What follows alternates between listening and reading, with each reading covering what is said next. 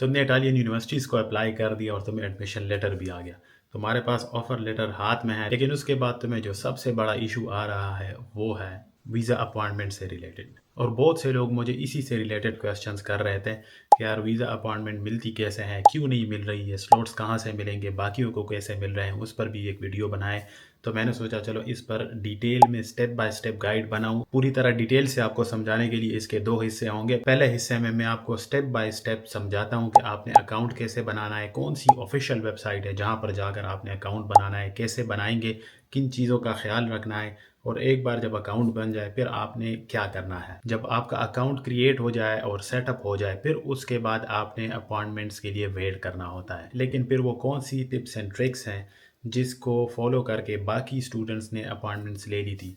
मैंने ऑनलाइन कुछ रिसर्च की थी, फिर उसके बाद कुछ दोस्तों ने जिन्होंने ऑलरेडी अपॉइंटमेंट ली है रिसेंटली, उनसे भी मैंने बात की थी।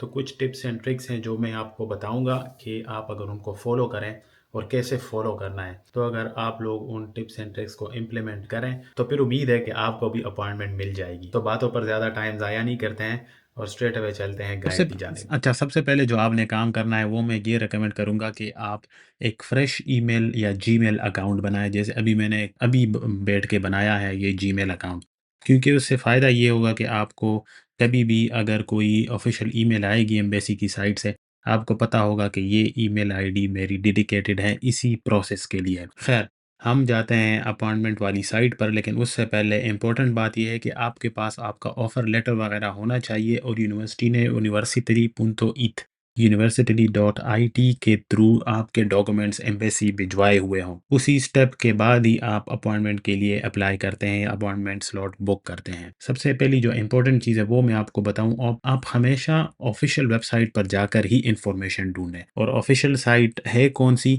तो उसके लिए आसान सी चीज़ यह है कि आप इधर आ जाएं, गूगल में, ब्राउज़र में, जो भी ब्राउज़र है उधर आप लिखें Italian students visa appointment for Pakistani students. जब ये आपको शो कर देगा, और यहाँ पर देखें पहली वेबसाइट जो आपको शो कर रहा है वो एम्बेसी की वेबसाइट शो कर रहा है इस्लामाबाद की। दूसरी वेबसाइट आपको शो कर रहा है जिधर एक्चुअली आपने जाना है और अपॉइंटमेंट के लिए अकाउंट बनाना है। इसको इंतियाना Italy visa application centre, website का नाम है theitalyvisa.com। तो जब आप इस पर क्लिक करेंगे आपके पास ये वाला पेज यहाँ पर ओपन हो जाएगा। यहाँ पे आपको सारी इन्फॉर्मेशन मिल जाएगी कि किस पर्पस के लिए आप अप्लाई कर रहे हैं, वीज़ा फ़ी कितनी होगी, डॉक्यूमेंट्स कौन-कौन से चाहिए। तो यहाँ पर देखें, यहाँ पर आपको एक पूरी चेकलिस्ट, जब आप इस एक डॉक्यूमेंट पर क्लिक करेंगे यहाँ पर ओपन हो जाएगा। रिमेंबर, आपने 2 सेट्स बनाने हैं।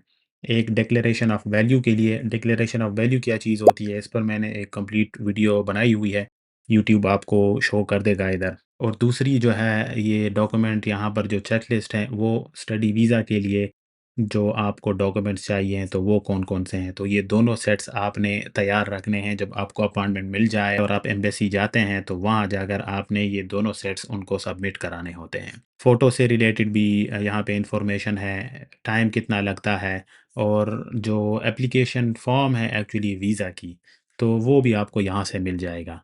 ये तो रही थोड़ी बहुत इन्फॉर्मेशन। हम असल मुद्दे पे आते हैं कि यहाँ पर आपको स्केड्यूल एन अपॉइंटमेंट में बुक एन अपॉइंटमेंट पर आपने क्लिक करना है, तो आपके पास ये पेज यहाँ पर ओपन हो जाएगा। अगर आपका ऑलरेडी आपने पहले से अकाउंट बनाया हुआ है ये वीडियो देखने से पहले, तो वेल एंड गुड, यहाँ पर आप ईमेल लिखे और उसको वेरीफाई करना होगा। अगर आप पहली बार मेरी तरह यहाँ पे एंटर हो रहे हैं तो क्रिएट एन अकाउंट पर क्लिक करें यहाँ पर।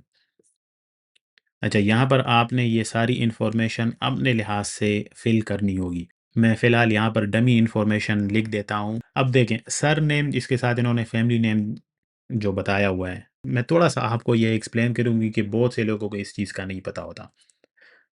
पाकिस्तान से बाहर, पाकिस्तान में भी आजकल, लेकिन पाकिस्तान से बाहर जो है हर बंदे के 2 नाम होते हैं, उसको मिला के नाम बनाया होता है। जैसे फॉर एग्ज़ाम्पल आदिल ख़ान। अब आदिल उस बंदे का नाम है तो वो उसका फर्स्ट नेम होगा। इधर मैं लिख देता हूँ आदिल। और जो ख़ान है बेसिकली, तो ये आपका फैमिली नेम या लास्ट नेम जिसको बोलते हैं वो होगा।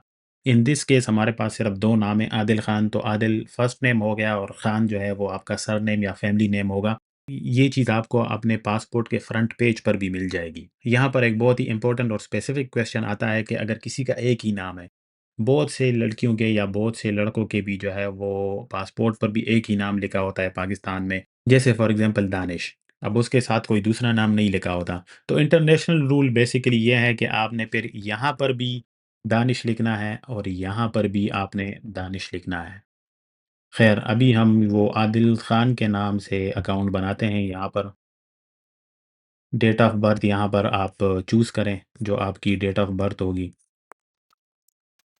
میں لکھتا ہوں for example 1997 October 23۔ Passport type آپ دیکھیں آفیشیل پاسپورٹ، کلیکٹیو، ڈپلومیٹک، جو 99% لوگ ہوں گے جو ابھی ویزا کے لیے اپلائی کر رہے ہیں ان کا آرڈنری پاسپورٹ ہوگا۔ پاسپورٹ ایشو کنٹری اگر آپ پاکستان سے ہیں تو اوبیسلی آپ کا پاکستان ہوگا۔ یہاں پر آپ نے پاسپورٹ نمبر لکھنا ہے، میں یہاں پر کوئی بھی نمبر لکھ دیتا ہوں، یہ میں اپنے ساتھ نوٹ ڈاؤن کر لوں تاکہ یہ بھول نہ جاؤں۔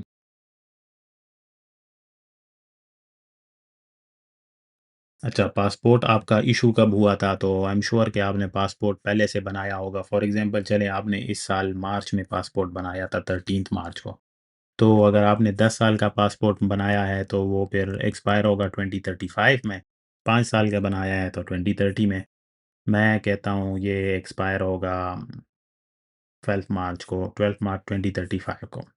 ایشو پلیس کون سی تھی پاسپورٹ کی؟ میں فار ایگزامپل یہاں پر لکھتا ہوں پشاور۔ یہاں پر آپ نے کوئی بھی نمبر دینا ہوگا تو آپ کوئی بھی نمبر یہاں پر دے سکتے ہیں۔ ای میل یہاں پر جو ہے نا، آپ نے اپنی جو ای میل یہاں پر ہم نے یہ والی ای میل بنائی تھی mountleopard97@gmail.com سے، تو آپ نے وہ والی ای میل جو ہے وہ یہاں پر لکھنی ہوگی۔ Please select all boxes with number 106، تو 106 یہ ہو گیا، یہ ہو گیا، یہ ہو گیا، ہم سبمٹ کرتے ہیں، ویریفائڈ ہو گیا۔ اب جنریٹ او ٹی پی آئے گا تو O T P I am sure ای میل پر آئے تو زیادہ بہتر ہے۔ آن ای میل ڈو ناٹ شیئر، اوکے۔ یہاں پر آ کے ہمیں یہ یہاں او ٹی پی آ گیا، اس کو آپ کاپی کر کے اسٹریٹ ہوئے ادھر، اچھا پیسٹ نہیں ہوتا تو ہم لکھیں گے 369826، 369826۔ آپ نے ایک بار ساری ڈیٹیلز یہاں پر چیک کر لینی ہے، کیونکہ یہاں پر دیکھیں انہوں نے لکھا ہوا ہے کہ اگر آپ کا ویزا اپلیکیشن اور یہاں پر جو انفارمیشن ہے اگر اس میں ڈسکرپنسی ہوئی تو یہ ایک ریزن ہو سکتا ہے آپ کے ویزا ریفیوزل کے لیے۔ اچھا یہ آگے نہیں جا رہا تھا کیونکہ سبمٹ نہیں ہو رہا تھا، کیونکہ یہاں پر ہم نے نمبر جو ہے پاسپورٹ کا اس میں ایک ڈیجٹ کم تھا، ابھی میں نے یہ ایڈ کر دیا، اسی لیے انہوں نے لکھا ہوا ہے کہ کنٹرول کرے ساری انفارمیشن۔ اب میں سبمٹ پر بٹن دباتا ہوں تو یہ آپ کا اکاؤنٹ یہاں پر کریٹ ہو گیا ہے، کنگریچولیشنز۔ ابھی ہم جاتے ہیں لاگ ان پیج پر، یہاں پر میں جب وہی سیم ای میل جو میں نے اکاؤنٹ کریشن کے ٹائم دی تھی وہ اگر میں لکھتا ہوں یہاں پر، اس کو ہم ویریفائی کرتے ہیں، یہاں پر آپ نے ایک پاسورڈ لکھنا ہوگا، دیکھتے ہیں اگر ہمیں اس سے پہلے کوئی ای میل آئی ہے یا نہیں آئی ہے۔ جی ویلکم ٹو اٹلی، اب یہ دیکھیں انہوں نے یہاں پر آلریڈی پاسورڈ ہمیں سینڈ کیا ہوا ہے 950468 جو انہوں نے سینڈ کیا تھا، تو 950468 کنفرم کرتے ہیں، یہی تھا نا 468؟ ہاں یہی تھا، ساتھ میں 937 جتنے بھی ہیں تو وہ کلک کر کے اب میں اس کو سبمٹ کرتا ہوں۔ ریممبر یہ پاسورڈ، پہلا پاسورڈ آپ کو یہ لوگ خود سینڈ کرتے ہیں یہاں پر، جیسے انہوں نے یہ ای میل سینڈ کی ہوئی ہے، میں سبمٹ کرتا ہوں۔ تو اب یہاں پر آپ نے جیسے یہ کرنٹ پاسورڈ تھا 950468، 950468 کرنٹ پاسورڈ دے دیا، ابھی آپ نے اپنا ایک کسٹمائزڈ پاسورڈ بنانا ہے یہاں پر۔ چلے میں یہاں پر کوئی بھی پاسورڈ وہ بنا دیتا ہوں، اپڈیٹ پاسورڈ، پاسورڈ بن گیا۔ اچھا یہ یہاں پر انہوں نے ایک امپورٹنٹ نوٹس، آپ جیسے ہی لاگ ان ہوتے ہیں تو آپ کو بتائی ہوئی ہے کہ اگر آپ نے دوسرے ٹائپ کے ویزاز کے لیے اپلائی کرنا ہے تو یہ ای میل ہے اور اس پر آپ نے سینڈ کرنا ہے۔ خیر اس کو ہم کراس کرتے ہیں، وہ یہ نیچے انہوں نے 3 سٹیپ بتائے ہوئے ہیں کہ آپ پہلے آپ کو پتہ ہونا چاہیے کون سا ویزا ٹائپ کے لیے اپلائی کر رہے ہیں، پھر اس کے بعد جا کے آپ نے اپوائنٹمنٹ بک کرنی ہے، اور پھر آپ جو ایمبیسی ہے یا کونسلیٹ ہے وہاں جا کر آپ ایکچولی ڈاکومنٹس سبمٹ کرتے ہیں۔ ہم یہاں پر کلک کرتے ہیں بک نیو اپوائنٹمنٹ پر، تو جب بک نیو اپوائنٹمنٹ پر کلک کرتے ہیں یہاں پر انہوں نے آپ کو تھوڑی بہت انفارمیشن دی ہوئی ہے کہ آپ کا ڈیٹا ہم سٹور کریں گے، کس طریقے سے سٹور ہوگا، آپ I have read and understood پہ کلک کریں، پھر اس کے بعد آپ دوبارہ بک نیو اپوائنٹمنٹ پر کلک کریں گے۔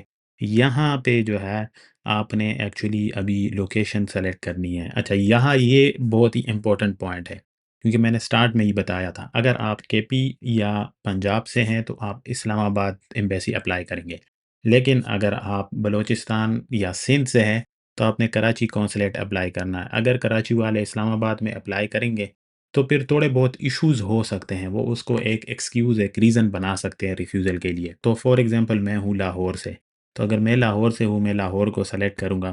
ویزا ٹائپ آپ نے نیشنل ویزا اسٹڈی کے لیے اپلائی کرنا ہے۔ ریممبر، یہاں پر شنجن بھی ہے، لیکن آپ ہمیشہ جب اسٹڈی ویزا کے لیے اپلائی کریں گے تو آپ نے نیشنل ویزا کے لیے اپلائی کرنا ہوگا۔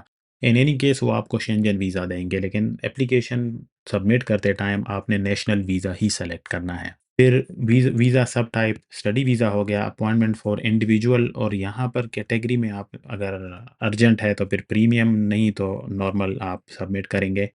سبمٹ پر جب آپ کلک کرتے ہیں تو آپ کو بتاتے ہیں کہ you have not flood out and completed the applicant detail form. اب اپلیکینٹ ڈیٹیل فارم جو ہے اس میں آپ نے ساری انفارمیشن دینی ہوتی ہے، تو ہم یہاں پر click here to complete application form per click کریں گے، اور یہاں پر یہ جو ایکشن ہے فارم فلنگ ان پروگریس، یہاں پہ جو ایکشن ہے وہ کلک کر کے یہاں سے فار ایگزامپل ہم نے کہا تھا لاہور، ویزا ٹائپ جو ہے national visa study visa, proceed. اب یہاں آ کے آپ نے ساری انفارمیشن دینی ہوگی۔ دیکھیں، فرسٹ نیم جو ہے وہ عادل تھا، ہم نے سر نیم اس نے آٹومیٹیکلی اٹھا لیا تھا۔ سر نیم اینڈ برتھ اوبیسلی آپ نے اگر چینج نہیں کیا ہے تو خان ہی رہے گا۔ لاسٹ نیم اور سر نیم 99% کیسز میں سیم ہوتا ہے۔ ڈیٹ آف برتھ بھی انہوں نے اٹھا لی ہے۔ پلیس آف برتھ آپ فار ایگزامپل اس میں میں نے جیسے کہا کہ میں لاہور سے ہوں تو لاہور لکھیں۔ کرنٹ نیشنلٹی آپ کی پاکستان ہوگی۔ کنٹری آف برتھ اگر 99% کیسز میں پاکستان ہوتی ہے۔ نیشنلٹی آف برتھ جو ہے وہ بھی پاکستان۔ جینڈر آپ کا جو بھی جینڈر ہے۔ میریٹل اسٹیٹس اگر آپ سنگل ہے تو سنگل، نہیں تو اس میں سے جو بھی آپ کا ریلیونٹ ہے وہ آپ چوز کر سکتے ہیں۔ پاسپورٹ ڈیٹیلز اس نے آٹومیٹیکلی اٹھا لی تھی یہاں سے۔ ہوم ایڈریس آپ نے یہاں پر دینا ہوگا، تو آپ یہاں پر ہاؤس 48 سیکٹر 9 بحریہ town, residence in country other then the country of current nationality, اگر تو آپ فی الحال پاکستان سے باہر ہیں تو آپ یہ ٹک کریں، نہیں تو اس کو رہنے دیں۔ ٹریول ڈیٹیلز کہ آپ کی پرپس آف جرنی کیا ہے۔ میں جا رہا ہوں یہاں پر اسٹڈی کے لیے، تو یہاں سے میں سلیکٹ کروں گا اسٹڈی۔ انٹینڈنٹ ڈیٹ آف ارائیول، آپ نارملی یہ پروسیس کریں گے مئی یا جون یا اپریل کے آس پاس، اور یہاں پر کلاسز جو ہیں وہ شروع ہوتی ہے سپٹمبر میں نارملی۔ تو فار ایگزامپل میں کہتا ہوں کہ میں جاؤں گا 18 سپٹمبر کو۔ نمبر آف انٹریز ریکویسٹڈ، تو آپ ملٹیپل انٹریز ہمیشہ کلک کریں۔ انوائٹنگ اتھارٹی نیم، اب یہاں پر آپ نے جو یونیورسٹی ہے آپ کی، اب ان کا ایڈریس بھی یہاں پر لکھ سکتے ہیں۔ For example university of بریشا، address آپ اس میں بریشا لکھ دیں، یا جو آپ کو آفیشیل لیٹر آئے گا تو آفر لیٹر اس میں نیچے مینشن ہوتا ہے جو یونیورسٹی کی جو لوکیشن ہوتی ہے وہ آپ یہاں پر ڈال دیں گے۔ نیشنل آئیڈینٹیفیکیشن نمبر آپ نے یہاں پر جو ہے اپنا CNIC ڈالنا ہے۔ ڈیٹ آف نوٹیفیکیشن، یہ آپ کو جو آفر لیٹر تھا یونیورسٹی سائٹ سے کب آیا تھا تو وہ یہاں پر آپ نے ڈالنا ہے۔ پھر اس کے بعد date of the individual resident in Italy in case of applying for residence visa for family re union, آپ اسٹڈی کے لیے اپلائی کر رہے ہیں تو یہ سیکشن آپ اسکپ کر سکتے ہیں۔ ایجوکیشنل اسٹیبلشمنٹ اور ریسرچ سینٹر، تو in case of applying for student اور ریسرچ ویزا، یہاں پر سیم آپ کی جو یونیورسٹی ہے اس کی ڈیٹیلز آپ ڈال سکتے ہیں، ایڈریس وغیرہ، ٹیلی فون نمبر وغیرہ، ایکسپیکٹڈ سٹارٹ ڈیٹ جیسے ہم نے پہلے بولا تھا، کمپلیشن ڈیٹ اگر 2 سال کی ماسٹرز ڈگری ہے تو اگر سپٹمبر 2026 میں شروع ہوگی تو جولائی 2028 میں ایکسپیکٹڈ جو ہے وہ کمپلیٹ ہوگی۔ اتنا میٹر نہیں کرتی، لیکن بہتر یہ ہے کہ آپ سارے فیلڈز جو ریلیونٹ ہے وہ فل کریں۔ In case of temporary movement of minors for educational purposes and programs promoted or supported by، یہ بھی آپ سے ریلیونٹ نہیں ہے تو آپ اس کو بھی وہ کر سکتے ہیں، تو یہ آپ اس کو بھی اگنور کر سکتے ہیں۔ خیر، سبمٹ پر کلک کرتے ہیں تو یہ ہمیں شو کر رہا ہے کہ یہاں پر جو ہے کچھ ڈیٹیلز مسنگ ہے۔ اب ہم دیکھتے ہیں کہ کون سی ڈیٹیلز جو ہے وہ یہاں پر مسنگ ہے۔ اچھا جی، تو اپلیکیشن آگے اس لیے نہیں جا رہی تھی، جو سبمٹ کا بٹن تھا اس کے بعد بھی آپ کو جو ریڈ شو ہو رہا تھا وہ اس وجہ سے کیونکہ ہم نے جو ایکسپیکٹڈ ڈیٹ آف ارائیول تھی وہ 2026 میں ڈالی تھی، سپٹمبر کے آس پاس۔ ابھی جو ہے آج یہ اکتوبر 2025 ہے، تو وہ کافی آگے تھی، اس کی وجہ سے یہ آپ کو الاؤ نہیں کرتا کہ آپ ایک سال پہلے سے ہی اپلائی کریں اپوائنٹمنٹ کے لیے۔ جیسے ہی میں نے اس کو نومبر میں ڈال دیا تو وہ سبمٹ ہو گئی، اور یہ دیکھیں یہاں پر آپ کو اسٹیٹس شو ہو رہا ہے ready to book appointment.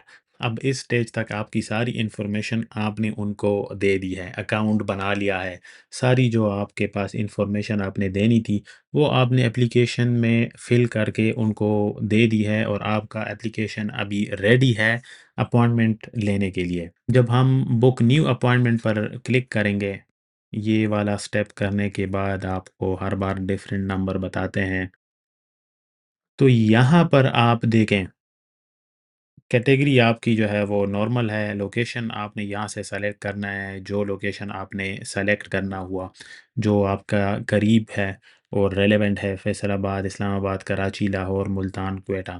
For example اگر میں لاہور کو سلیکٹ کرتا ہوں اور visa type national study visa individual submit کرتا ہوں، تو کیا بتاتا ہے جو آپ سب کو یہ والا ایشو آ رہا ہے کہ اپوائنٹمنٹ سلاٹس ہے ہی نہیں۔ جب بھی آپ بک نیو اپوائنٹمنٹ پر کلک کرتے ہیں آپ کے پاس یہ پیج یہاں پر اوپن ہوگا۔ یہاں تک تو ہو گیا ہمارا سارا پروسیس۔ اصل کہانی شروع ہوتی ہے یہاں سے، لیکن یہ ویڈیو لمبی ہوتی جا رہی ہے تو اس پارٹ 1 کو میں ادھر ہی ختم کرتا ہوں۔ اگلے پارٹ میں آپ کو بتاؤں گا کہ وہ کون سے ٹپس اینڈ ٹرکس ہیں، اور وہ کون سی جو ایڈوائسز تھی یا وہ کون سے سٹیپس تھے جو باقی لوگوں نے فالو کیے، جن سے میں نے بات کی اور تھوڑی بہت میں نے آن لائن ریسرچ کی، جس کو فالو کرنے کے بعد ہائی چانسز ہیں کہ آپ کو بھی اپوائنٹمنٹس مل سکتی ہے اسی سیم ویب سائٹ سے۔ تو ملتے ہیں پارٹ 2 میں، تب تک کے لیے